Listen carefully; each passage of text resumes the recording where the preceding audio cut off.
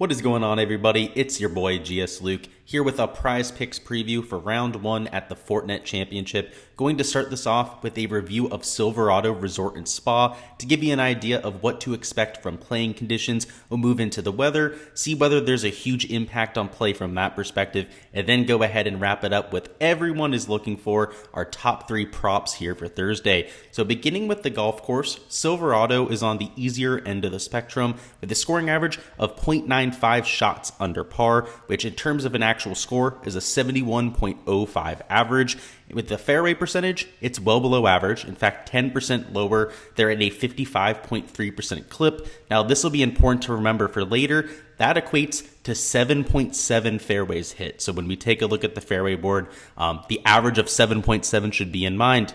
For terms of greens, it's actually well above average, so even though the fairways are hard to hit, the greens are relatively easy to hit around Silverado with a 70.3% clip, which equates to right around a 12.6 green average. So again, 7.7 fairways, 12.6 greens are the two numbers to keep in mind there. Moving into the weather, we have relatively benign conditions in the morning, so they'll be teeing off right around 7 to 8 a.m. local time.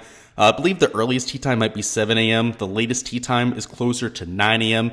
Either way, they'll be finishing up right around noon, maybe 1 p.m. at the very latest. And until then, the maximum winds are right around 6 to 8 miles an hour. And in the early morning hours, it's 1 to 2 miles an hour. So should be perfect scoring conditions with receptive greens in the morning. Again, low winds. But in the afternoon, things get slightly more dicey, and though this is an easy track, when it gets firmer, as we'd expect to happen throughout the day with only a little drizzle expected right around 8 a.m., I'd expect this to dry out quite a bit, and also the wind gusts go from pretty much non-existent to upwards of 13 to 14 miles an hour in terms of sustained winds, and then the wind gusts get to right around 16, 17 miles an hour as the day goes on. So conditions could toughen up right around like 3 to 4 p.m. Eastern time, but we'll have to see over there in Napa. Either way, the guys in the morning are going to have perfect scoring conditions, and when we hop into the prize picks board here in a second, you'll see that I'm focusing a lot on the guys in the morning.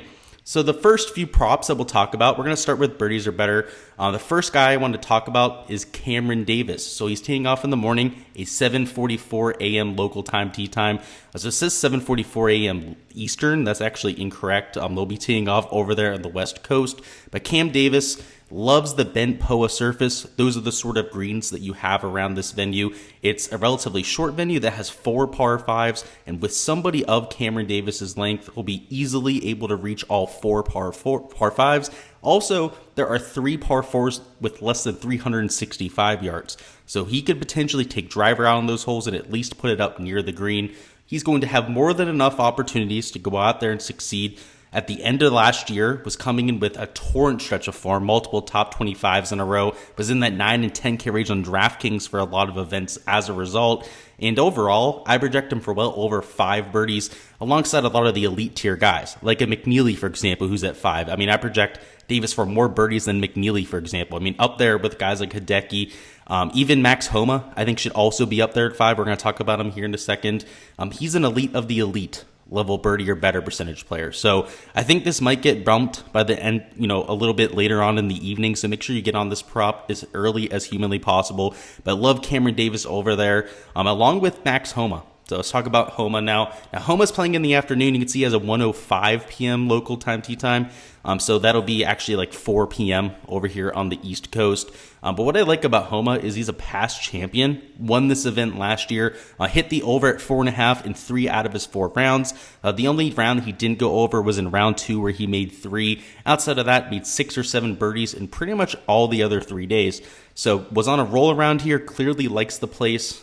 Has a penchant for going out there and making putts on these greens, but more than that, is coming in with fantastic form. Over his last 50 measured rounds, is gaining across all 4 stat categories.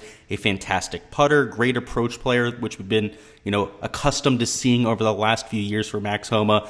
So him and Cameron Davis, I easily have on the same level as Hideki and McNeely. And even though Houma is in the afternoon wave, whereas a lot of the other guys are in the morning, I mean, the fact that he's a past champion, just a better player than McNeely, more than puts him on that same sort of level. Across the board, just in general, I'd be taking overs, especially on guys that are playing in the morning. But just, there's guys that I like a little bit more than most, right? Like, there's a reason why I'm pointing out Cam Davis and Max Houma. They're among my favorites on the board. But as per usual, if you want access to everyone that I'm taking an over on, make sure to check out my Patreon. I have a write-up on there for all the props that I'm taking, so you get reasoning for why I'm taking the props that I am. And then, of course, you also get example cards. So you get to see the actual type of slips that I'm putting in here for the rounds.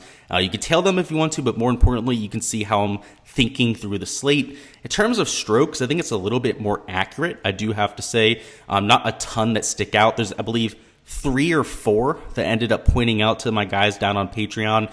But I do think it's relatively accurate across the board. You have a lot of guys here at 69.5 that I, consider taking the over on, other than they're teeing off early in the morning. The average, I'll remind you, was 71.05. So, these numbers at 69.5 are a whole 1.5 strokes difference between the average strokes and what you're seeing there, but they're playing in the morning, right? So if they were PM wave guys at 69.5, I'd probably be taking the over on them.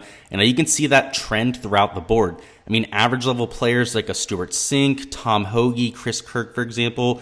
I guess Sink's probably the best example of this, right? Like, Sink's a worse player than Chris Kirk, but he's projected for 70 strokes because he's in the morning wave, whereas Chris Kirk, a better player, is in the PM wave, right? So you can see that Prize Picks has started to account for some of the weather stuff here, which makes our job a little bit harder, but at least we can recognize that, right? So strokes maybe isn't the move.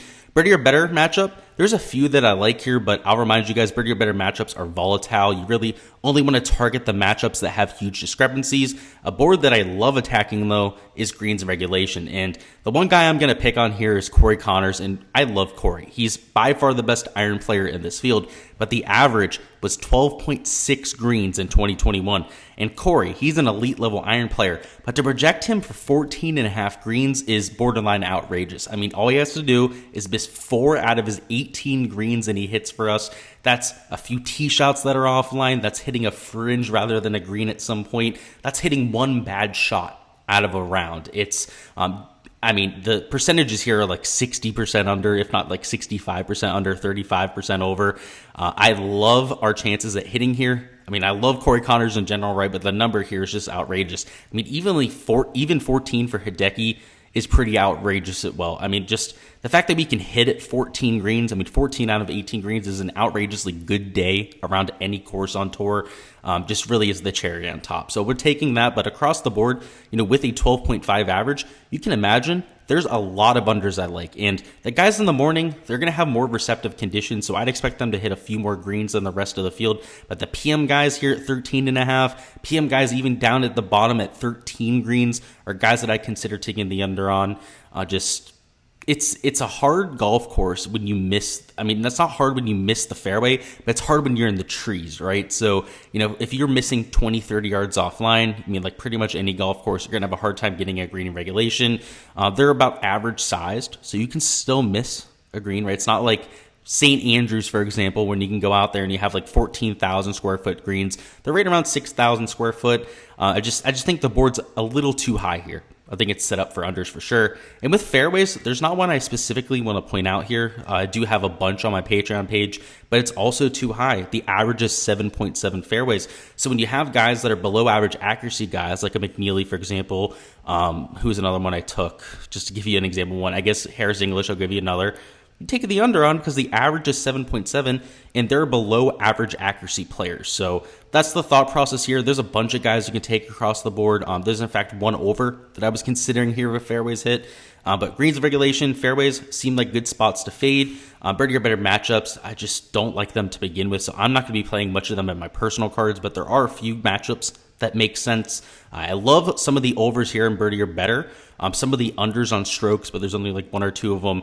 It's set up very evenly across the board, right? So if you're looking for a 12.5x, you could take 3 overs, add in a few of the unders here that you may find across the board and make yourself a high return card. So I think that there's a lot of value out there. You just have to pick your spots wisely. So that's all I've got here for the first round. Trying to do these previews as much as humanly possible. So look out for them in the future. Before you hopping out of here, go ahead and smash that like button. Also go ahead and let me know in the comments what your favorite prop on the board is. And until next time, Best of luck with all of your props out there, all of your slips, any DFS lineups if you're going in that direction, and I'll catch you guys next time.